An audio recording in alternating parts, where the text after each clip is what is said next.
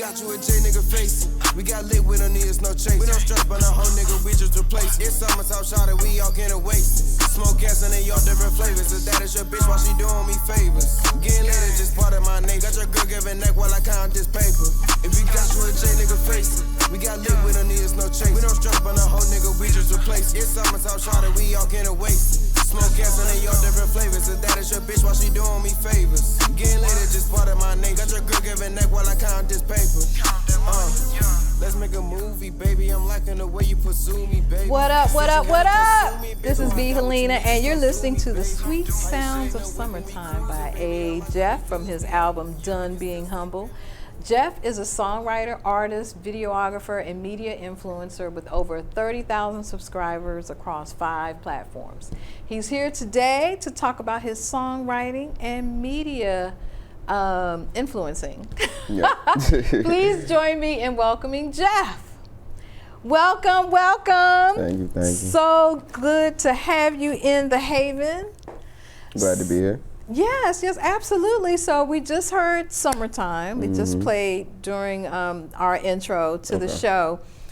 Talk to us about the song. Where did the inspiration come from? Okay, so I have a brother named Isaiah Hall. Okay. He's a bit old, so the sample I forgot. I think the sample is called Summertime, but I can't remember the artist. But he sent me the sample. He sent me the song. I was like, okay, I'm gonna send it to my producer.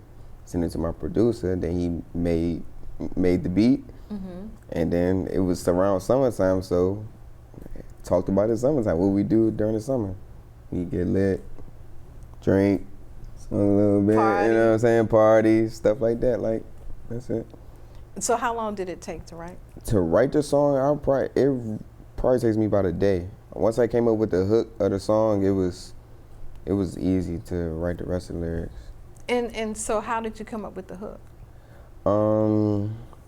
How does that happen? Okay. Usually I'll get like a vibe, but like I'll play the beat and I'll get like a vibe of how I want the melody to be. And once I figured out what I was talking about, lyrics is easy to Just come up with. Yeah, once you know what you want to talk about, it's easy to think about some lyrics. Wow. So do you collab with other people as you're writing it, or is it totally and completely? It's completely from right here. Yeah. No other writers and none of my music. It's just me. So that's the lyrics. What about the music, or is it both? As far as like engineering and producing wise, okay. So my producer, his name is Ayo Wan. He produces the beat. And my friend Jay Bino, he is also a musician, and he engineered for me. So I went to his house and recorded a song in his studio.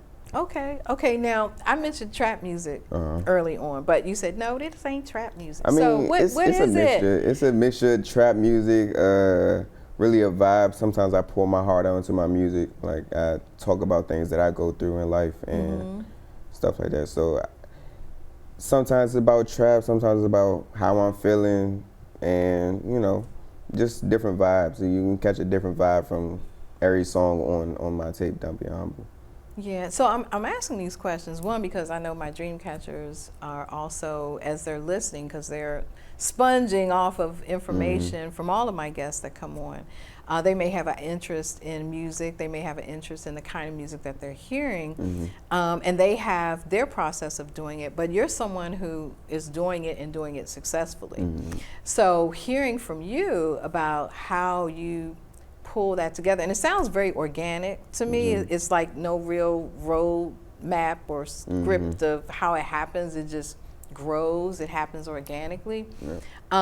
Is there anything in your process that you definitely ensure is a part of your process as you're creating? Like, for example, for writers, there's a beginning, middle, end. Okay. Does that fall, is any of that in what you do? It is. Usually I try to come up with a hook first, because the hook is what really catches the listener. So whenever I try to make a song, I try to get a real catchy hook or something that relatable to everybody. So it really depends on the beat also. So I really just go with the vibe of the beat, and yeah. And how important is it to have the right producer? Very important, because one, you can be, because my producer, he stands out from most producers in the DMV. He uses different samples from different types of other artists, such as like, what's that song? Well, for example, Summertime. Summertime is a sample, so it's really important to be different with your beat selection. So once you get a nice different sound than everybody else, then it's kind of easy to stand out. And how did that happen? Was it you heard about him and said, you know what, I want him to produce me? So he actually found me on YouTube, and he said that he liked my videos and stuff like that. So then I found out that he started making beats, and I had made one song called No Sleep, and that was just me being funny for YouTube. I went to the studio. I was a rapper for 24 hours. That's the name of the video. So when he saw the video, he said, bro, you crank, you know what I'm saying? I want to make some beats for you. So he sent me a whole bunch of beats, and then after that, it was history. After that, we just started making music. Okay, let's talk about the change. Talk about the change? Let's talk about the money part of that. Okay. Okay, so, and it's very interesting. So there was a musician on before you who talked about the pitfalls of the industry and hooking up with people who say, you know, I'm going to make you a star, basically. You know, I'm going to take you on this track, and you're going to be famous, and we're going to do all these things together. If you sign here and give me $50,000, I'm going to make. So there's that. You got to pay me in order to play. You know, to get what you want. Do you find that to be some of the challenges in your music journey, or? Not at all, because we kind of make it like an equal exchange. Like because I put him onto a lot of other artists in the DMV. So once they heard him, you told him about me? You ain't telling about me? Nah, you ain't telling him yet? No, not yet. It's coming. Not yet. It's coming. Okay. Most all definitely. right, but I'm most sorry. definitely. Go ahead. But he, as soon as I started making music on his beats, other artists started coming to him. So he kind of like thanked me for that. So it's not even work now. It's kind of like a bond that we have. So it's really important. If you can create a bond with the people that you make anything with, money's not really a topic of discussion at all. Yeah, so I'm helping him, he helping me. Okay, very good. So let's talk a little bit more about your process. So this Done Being Humble is your first? My first, yes. Okay, and when did you? And I heard every single song on it. Every single song. I was trying to find one that was not explicit lyrics, but anyway, that's a whole nother. I mean, it's really, you know what? For me, who clutch the pearls often, I thought it was very, very well done, because I have to tell you, the music, the beat is really, really, you know, what gets me. And then hearing your voice on top of that, and many times I was like, my God, is his throat gonna be okay? Is he gonna be okay? He yelling and screaming. Yeah. And the mic is right there. I don't know why you singing so loud, but anyway. Well, let me ask you that. Do you have to take throat lozenges? Or? No, it's just. Oh my gosh!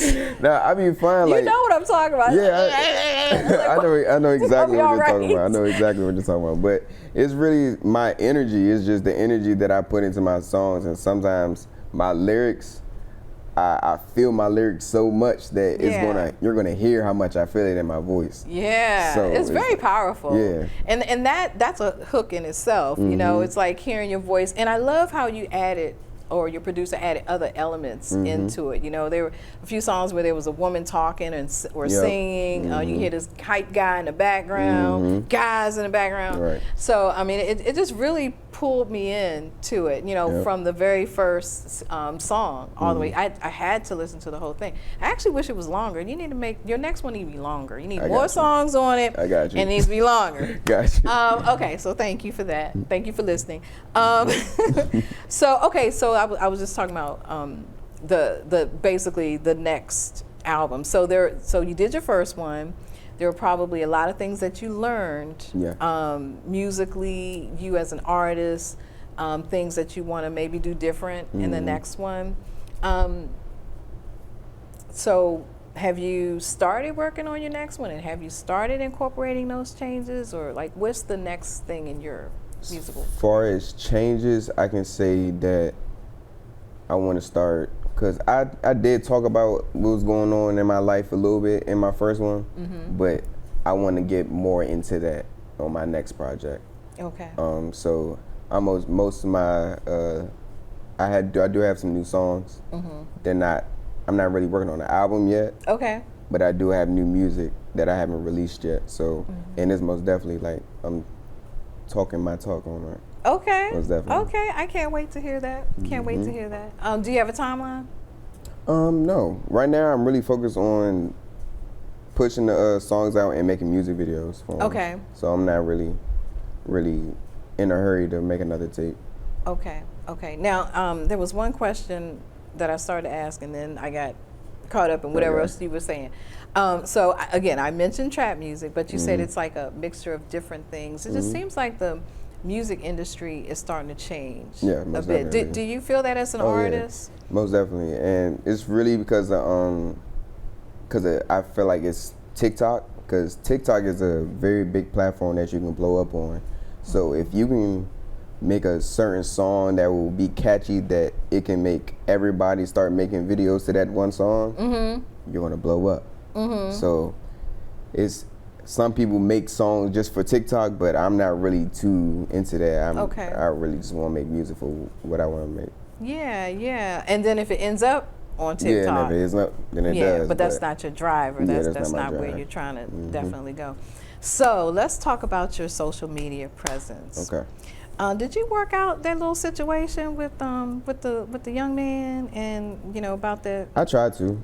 And did it work for you? Did it work out for you? I mean, I made my videos. I got some money for it, so, and they don't really want to.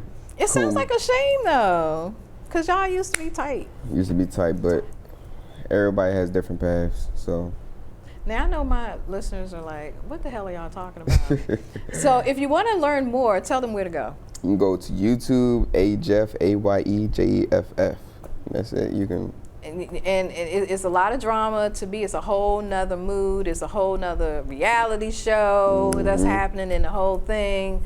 And you'll like kind of learn the whole story of this drama that ensued and his response, which I thought was excellent. Thank you. And when we're off camera, I'm gonna give you some lessons in life about that situation, if you don't mind listening. No, for sure. So let's talk about your social media presence, because that was the other thing.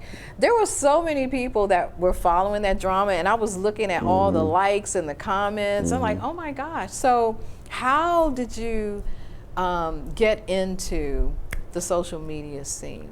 Okay, so first, when I first started being on social media, I was making like skits and stuff like that, and I would post my skits on YouTube. But then when I realized on YouTube, like, it's certain types of videos that you're supposed to do to blow up. So it's like trends that you basically want to do, so you can start getting numbers and stuff like that.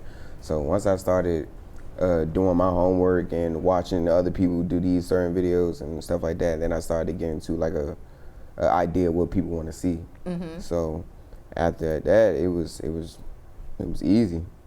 And once I knew what they wanted to see, I gave it to them. It is so funny watching your videos. Like, I'm sitting there, I'm cracking up the entire time. And there was one.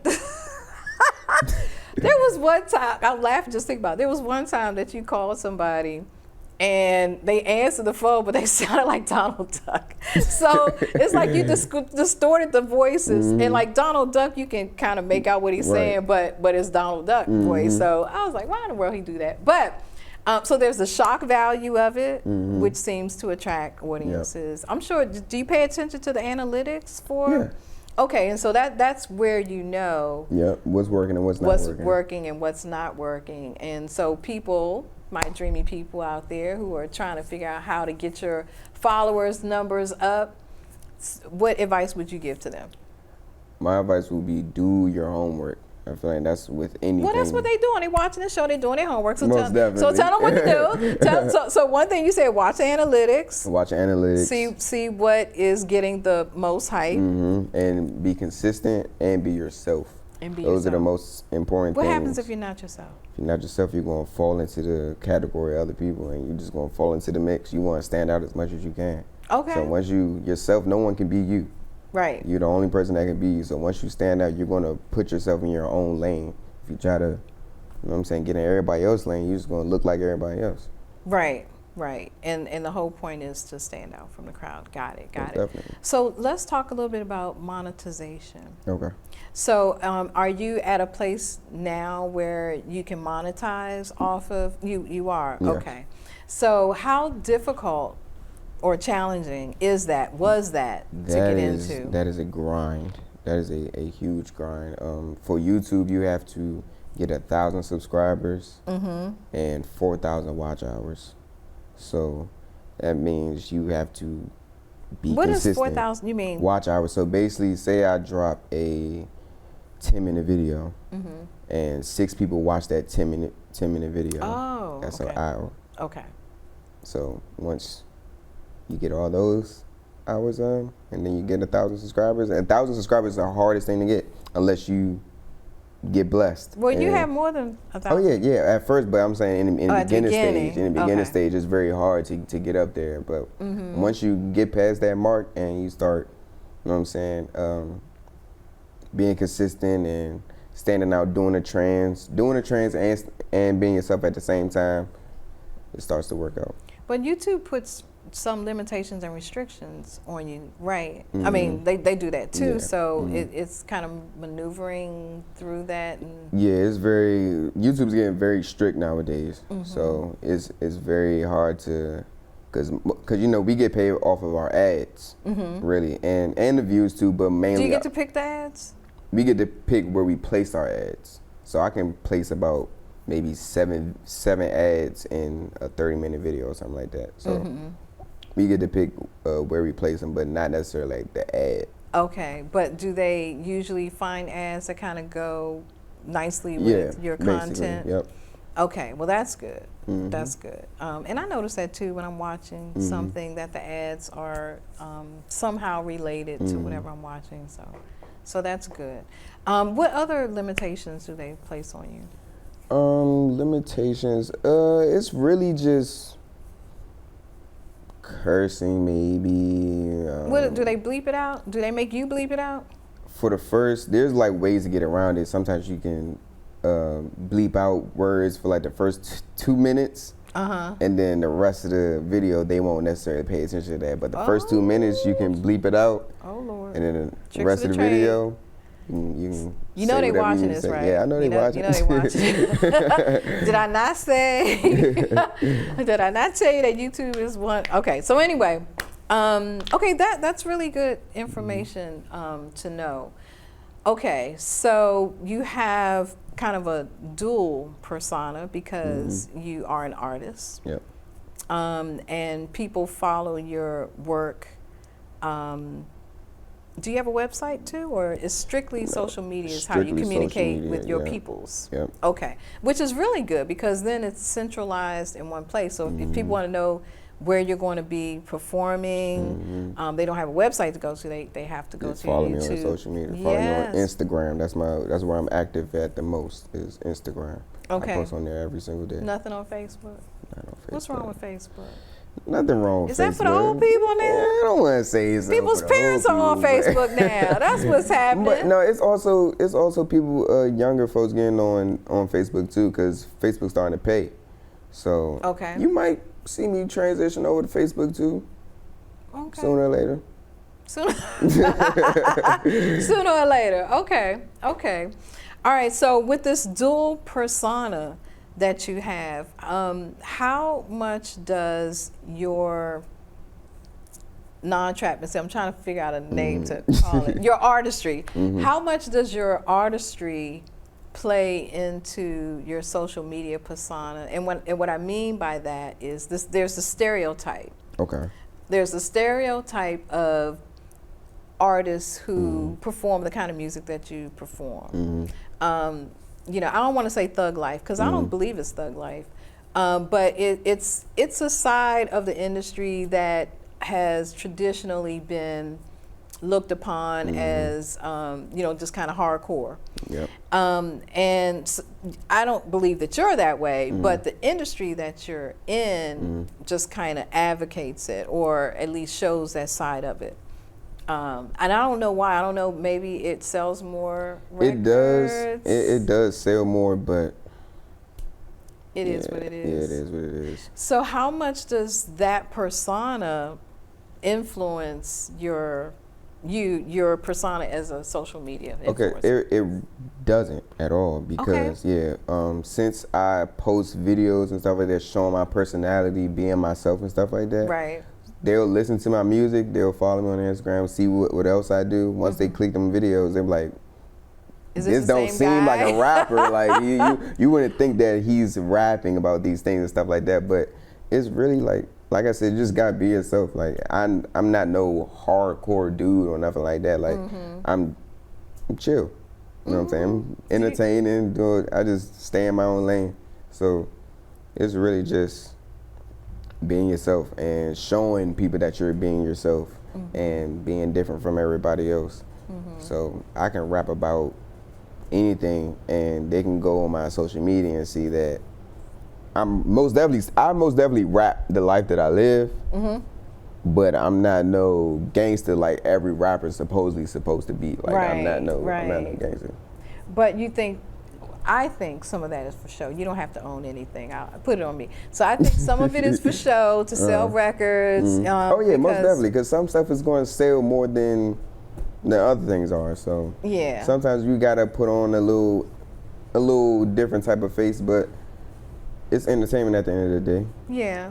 And that's another reason why I post like vlogs and stuff like that, showing my true self, so people won't get necessarily confused. Like, oh yeah, he's just doing this because it's funny. Yeah, So, but it is fun. Yeah. Yeah, it is. Okay, so who are some of your influences? Okay, I would say DDG. He is a YouTuber that also makes music. Okay. So he's most definitely an influence on me, most definitely. He also boxes. I do plan on boxing too, sooner or later. Oh, okay. I do want to be. Don't mess up all that. Yeah, I ain't gonna mess up. Okay, I ain't gonna okay. make sure I stick and move. Right. You know Stick and what move. Okay, so DDG. That's really it. I would really say he's really the only person, because he's the only person that succeeded in becoming a YouTuber and then transitioning into the rap game. So that's. Whereas you were a rapper first and then did the YouTube, or no, I was an entertainer first before I started making music. I literally started making music just for the fun of it. But then people started saying that I sound good, I need to keep going. I was like, why not? Yeah, but you gotta do something about that. Don't mess up that voice. I gotta make them feel it sometimes. Okay, you know? okay. I gotta make them feel it. Okay, now you said entertainer. Could you tell us exactly what form of entertainment? Okay, so when I'm an actor as well, I started off acting, making short films and skits like that. Yes. And I would say that I'm pretty funny. So a little comedian yeah, in there too? Yeah, a little comedian in there too, Okay. just a little bit. Okay. And that's really it. I just want to make. I thought you were a DJ too. Nah, I mean I dibble and dabble in the basement. Okay. In the basement, but I ain't never got. Okay. Caught up, yeah. Okay, so acting, rapping, we would use rapping, and vlogging, social media influencer. What advice would you give to someone who is looking to blow up like you have and to get in on the rap scene and or be where you are in terms of an influencer? Okay, like I said, the biggest platform right now is TikTok. TikTok. Post all your best videos that you have and just put them on TikTok. If you're consistent and post about 3 to 5 videos a day on TikTok, oh goodness, it's not as hard as it seems. It's not I know, that. but like, what are you thinking of? What kind of content you coming up with It could be- 5 times a day? It can be anything. Like I can drop a vlog. Say my vlog is about 30 minutes long, and it's like different pieces in this vlog that's like that would be entertaining to some people. I can just clip those, and then I'll put those funny moments on TikTok, and then they blow up on TikTok. They're like, "Whoa, where's the rest of the video?" Then they go check on the YouTube. Okay, I got So, you. yeah. I see. Very, very, very, very, very smart. Okay, so tell us one more time where we can find you and your music. Start with the music first. Okay, you can find my music on Apple Music, Spotify, SoundCloud. I think all streaming platforms. Under AJEF. You know what I'm And spell saying? so it's AYEJEFF. Yep. AJEF. Okay, so Yep. we just type that in and boom, Yep. the whole internet gonna blow up Yep. with your music. Okay, and now social media. And social media for YouTube channel is AJEF, AYEJEFF. And Instagram is AYYEEJEFF. Oh, now see, you're doing too much now. If you're expecting all Because those people to remember all this stuff. somebody had AJEF already on Instagram. I'm with just saying. That's a lot to remember. We got to write that down. Nah, just 2 Y's, 2 E's. That's easy to remember. Well, thank you so much for coming No on problem. Thanks The for having me. Haven, coming in The Haven. We've thoroughly enjoyed having you, and much continued success in your music and in your influencing world. Thank you. Look thank forward you. to having you back Most when you definitely. drop that next CD Yes. or MP3. Mm-hmm. Whatever it Whatever is, you want to call it. So Dreamcatchers, thanks for tuning in and being a big part of why we do this. It is my hope that you are inspired in your own writer's journey and that this season will inspire you to continue to finish, whether it be in penning your book, your script, or laying down tracks like my dude over here. So you can stream us on any of our 9 streaming platforms, including iTunes, Spotify, iHeartRadio, YouTube, and the #1 network on the continent, American Legacy Network. For more information on where to tune into a broadcast or podcast, visit our website at www.writershavenshow.com. And you can also follow me on Instagram and Facebook at Arthur V. Helena. Keep me posted on your progress, and perhaps I'll see you in The Haven really soon. So thank you, and until next time, catch fire. Unspoken on Scottish, she sipping Bacardi. We doing a dash to the Dottie. Good brush, she is smarty, ride me like a Holly. The tattoos all over my body. When I'm rich like I'm riding my car, me a Audi. I promise I put that on mommy. Sometime, baby, we vibe.